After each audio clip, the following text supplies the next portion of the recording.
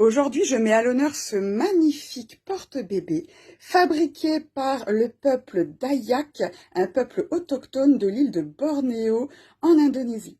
Alors, il existe 3 types de Dayak, on l'appelle du coup le Dayak, ce porte-bébé.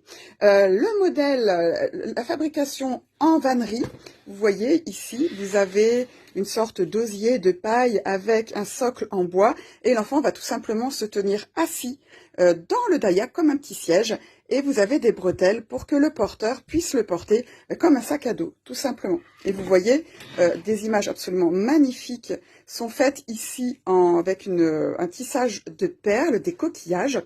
Pour le Dayak, qui va être porté par une population un petit peu plus noble, vous aurez le même type de vannerie, mais avec des empiècements en bois plus importants.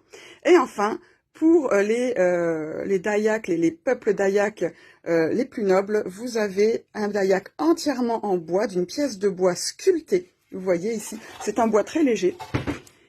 Et donc là aussi, vous avez l'assise de bébé et les lanières sont en écorce de bois absolument magnifique. Alors ces Dayaks sont extrêmement beaux parce que chez le peuple Dayak, on pense que l'âme de bébé est encore très fragile, elle n'est pas encore très attachée au corps du nouveau-né. Et c'est d'ailleurs pourquoi, quand les mères Dayak mettent leur bébé dans ces porte-bébés, elles leur attachent les doigts au porte-bébé pour attacher l'âme au corps de bébé. Et donc on se dit que si jamais le porte-bébé est vraiment très beau, l'âme du bébé va rester auprès du porte-bébé pour admirer tous les décors. Et c'est pour ça que vous avez ici, vous voyez, toutes ces petites, tous ces coquillages, ces perles. Et en plus, on va utiliser soit des grelots, soit des coquillages pour que le porte-bébé fasse du bruit pendant la marche, afin de charmer l'oreille de l'âme du bébé pour qu'elle reste attachée au petit bébé. Alors, vous voyez les décors absolument somptueux, sculptés ou faits à partir de perles.